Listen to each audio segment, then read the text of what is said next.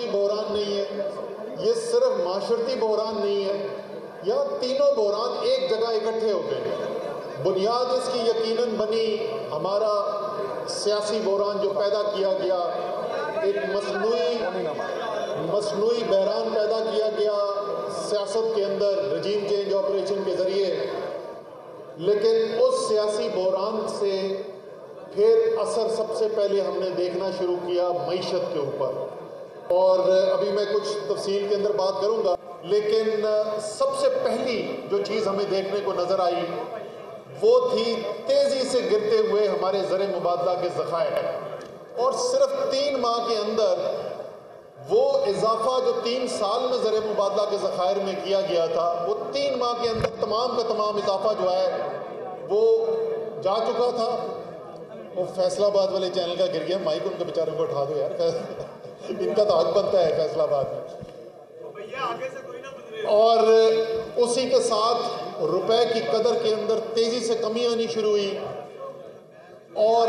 آپ نے ملک کے اندر ایک افراط زر کا طوفان دیکھا،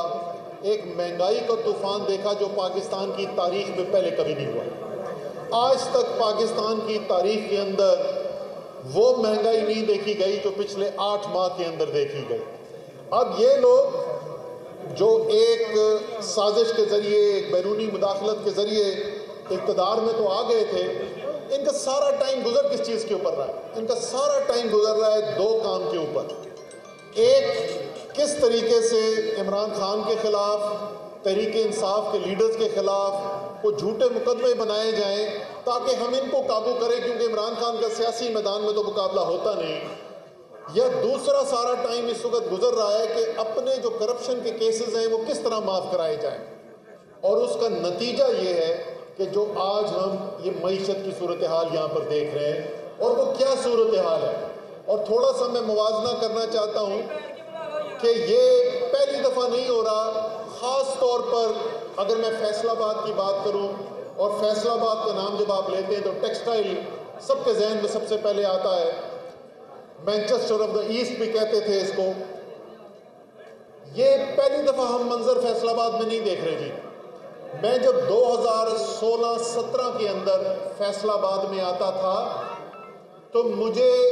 ایسی ہی باتیں سننے کو ملتی تھی، لوگ یہی حالات بتاتے تھے۔ وہ 40 روپے کلو سریے کی دام جو مشینری بک رہی تھی، یہ بھی ہم پہلے دیکھ چکے ہیں، اور اس وقت جو بے روزگاری پھیلی ہوئی تھی، جو پاور لومیں بند ہوئی ہوئی تھی، وہ بھی ہماری سب کی نظروں سے سامنے سے گزرا تھا، کیونکہ ایک حکومت گزری 2013 میں، جس وقت ڈار صاحب وزیر خزانہ بنے،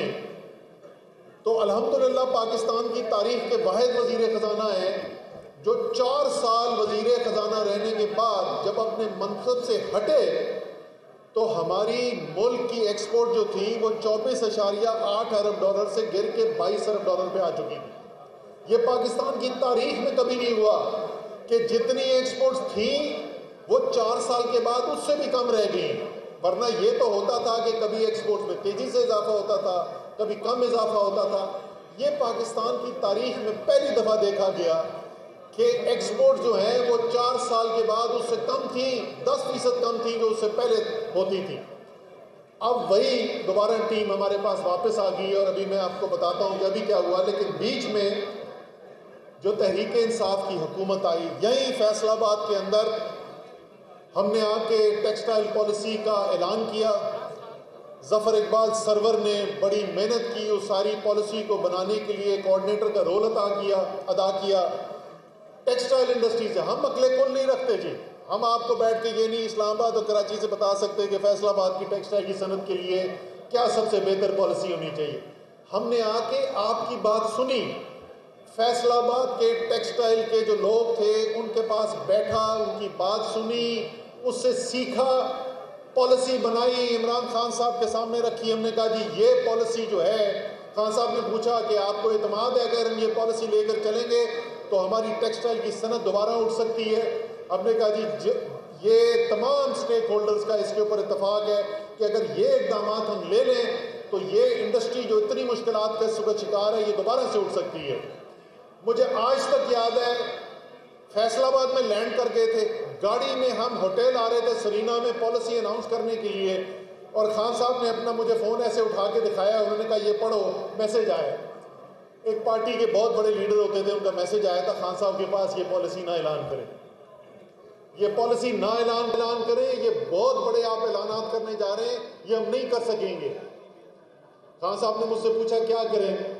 میں نے کہا جی اللہ کا نام لیں اور پالیسی کا اعلان کریں، انشاءاللہ تعالی یہ پالیسی آپ کو امپلیمنٹ بھی کر کے دکھائیں گے۔ لو جی حکومت بن گئی، وزیر اعظم عمران خان بن گئے۔ ہم تو وعدے اس لیے نہیں کرتے کہ ووٹ لیں، ہم تو وعدے وہ کرتے ہیں جو ہمارے خیال میں ملک کو ضرورت ہے۔ ہم نے پہلے مہینے سے 1 مہینہ بھی انتظار نہیں کیا، اگر آئی ایم ایف کے ساتھ نیگوسیشن چل رہے تھے، بینکرپٹ تھی اکانومی، اس بینکرپٹ اکانومی کے اندر